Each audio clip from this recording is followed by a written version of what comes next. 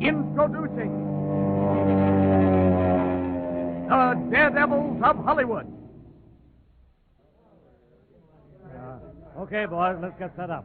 Come on, step on it. Hey, Dick, take up your mic boom a little. Okay, I guess we're ready to go. Now, look, Bill, here's your scene.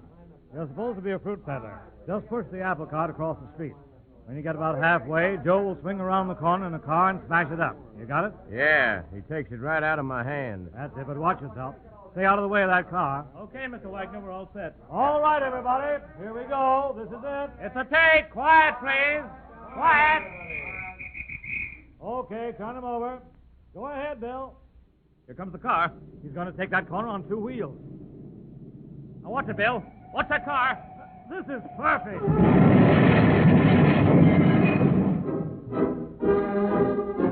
From Hollywood, the motion picture capital of the world, we bring you the thrilling true life experiences of those men behind the scenes. Those daring unsung heroes whose breathtaking adventures on the screen have thrilled millions, whose daily jobs bring them face to face with death. Those men who comprise the strangest fraternity on earth, the Suicide Squad, the movie stuntmen, the Daredevils of Hollywood.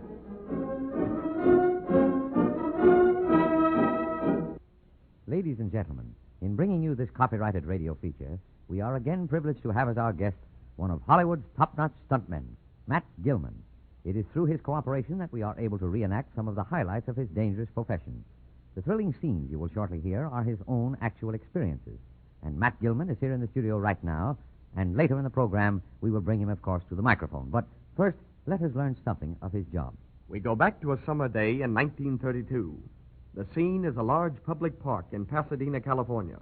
It is dotted with benches and tables, which are frequently used for picnics and outings. Right now, this section of the park is deserted, save for three men who sit at one of the tables.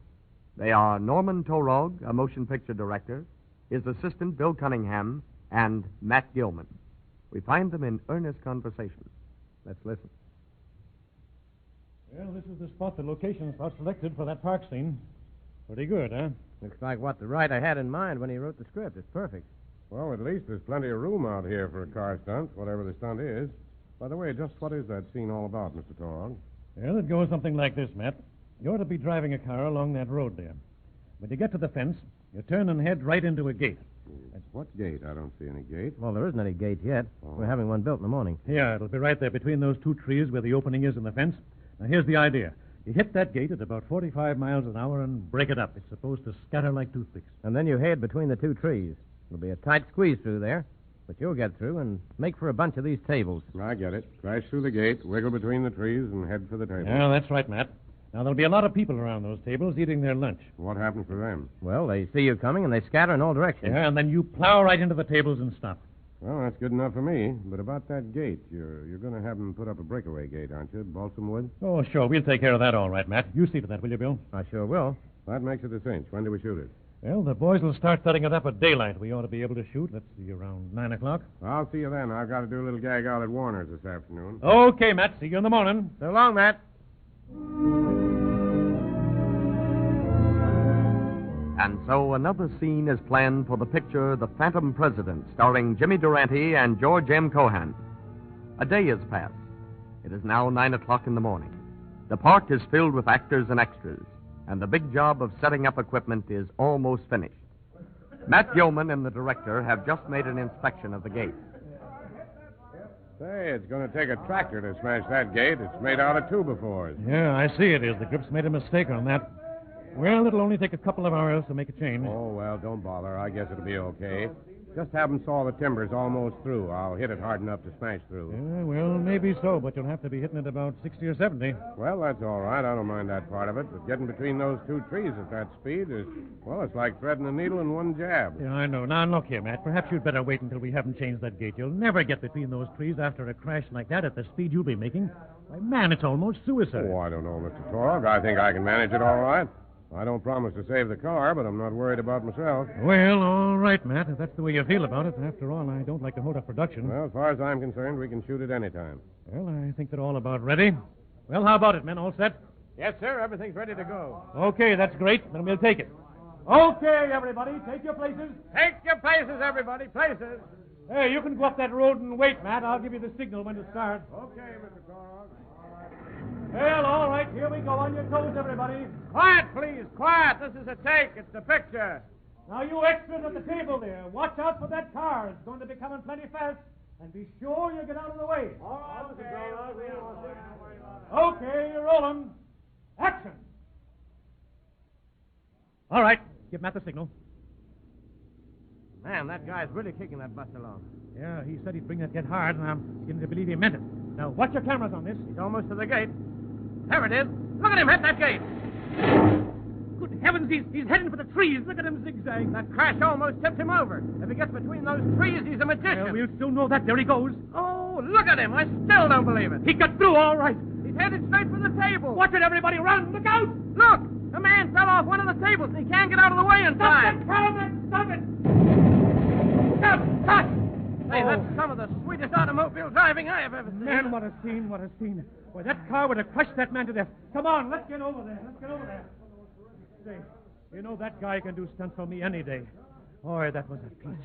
There's Matt picking the fellow up. He's not hurt, but he's almost scared to death, white as a sheet. Say, Matt, that was a great shot. You certainly used your head. That fellow owes you his life. Well, he got a tough break when he slipped and fell, but I had my eye on him.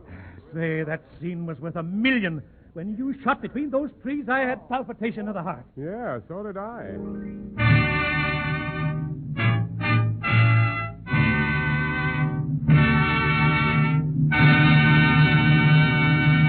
Ladies and gentlemen, it is our pleasure to present the courageous man who made that scene, whose job it is to make such dangerous scenes for motion pictures.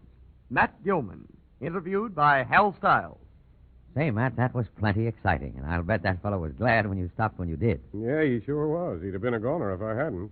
And if you'd hit one of those trees? Well, if I'd hit one of those trees, I'd have been the goner. I'll bet you would have. By the way, who were you doubling for in that picture? Jimmy Durante. Oh, yes, I remember, the Phantom President. It was good. Yeah, it turned out okay. Look, Matt, I've interviewed quite a number of stuntmen on this program, and I've noticed their attitude toward danger is, well, they don't seem to worry much about it. How do you account for that? Well, I've noticed quite a few radio announcers. They don't seem to worry about what they're going to say, and it's that way in the stunt business. Self-confidence, I guess you'd call it. Oh, yes, I see what you mean. Sort of second nature. They get used to doing dangerous stunts, much like an announcer gets used to speaking over a microphone. Yeah, that's it. And just to show you how a stuntman's mind works, you take the time the three of us ran a car into a tree. I was driving, and the other two boys were in the back seat. You see, I was supposed to hit this tree at high speed. The picture was called Two Flaming Youths with W.C. Fields, you remember, I guess? Yes. Location was out on Lancashire Boulevard in Los Angeles. These other two stuntmen were kind of kidding me along. They were Well, saying... just a minute, Matt. Suppose you hold that for a while we have just a word from our sponsor. Okay, Matt. Now, what about running the car into that tree? Well, as I said, the boys were kidding me. They said I wouldn't hit the tree at 60 miles an hour. They knew I would, of course, but they were just trying to get me to go. Up on that tree. Why, he won't really smack it. Yeah, I know. Maybe we better get out and push just before he gets to it. Oh, so I won't smack into it, eh? Say, you guys better get a couple of parachutes. We're going to sail out into space like seagulls. You hear that, George? He says we'll take off. I'll be surprised if he even jars it. Okay, boys, we're all set. How about it? You ready to go? Yeah, sure, we're ready. But I'm telling you, Mr. Waters, we're really going to hit that tree. Don't let him kid you, Mr. Walter. He won't hit it very hard. You don't want to bet on that, do you, Bill? I imagine Matt hitting a tree. Why, that's a laugh, ain't it, George? Yeah. You'll probably be in low gear all the way. Well, here we go, boys. Now, make it look good now. I'll give you a whistle to start. Okay, Mr. Waters. I don't believe this crate will make over 25. It'd have to run downhill to do that. Sure would. Well, there she is, Matt. Now do your stuff. Hey, look, Bill. Look at it. It will make 25. Well, what do you know about that? Well, what's that speedometer? Yes, sir. It'll even make 35. Hey, you haven't seen anything yet. Well, look at that, George. 45. I'd never thought it. But he'll slow down before he hits the tree. Well, he'll have to do it pretty quick. There's a tree right down there. And look, Bill. 60 miles an hour. Get set, boys. Here we go. Golly, he's going through with it, George. He sure is. Here we go. And what happened there, Matt? Well, those two guys sailed out just like I said they would. Oh, they're clowns. They went up in the air about 20 feet and kept on talking and kidding all the time. You mean they were still kidding as they sailed through the air? Yeah, they were telling each other they didn't think I'd do it. Well, what do you know about that? It just shows you what a stuntman's attitude is. They knew how to keep from getting hurt, and they're just having a little fun. Yes, I can easily understand that. Well, Matt, we'd like to hear more about it, but I'm a bit afraid that our time's about up. However, I have one more question I'd like to ask. Crashing automobiles is your specialty, isn't it? Yes, I do everything, but, well, I've done more car stuff than anything else because there's more of it to be done, you know. Oh, yes. Well, I want you to know, Matt, that we've certainly enjoyed your visit. And on behalf of our listeners, I want to sincerely thank you for coming here. I know that everyone joins me in hoping that we may have you on this program again very soon. In the meantime, goodbye, and, of course, good luck.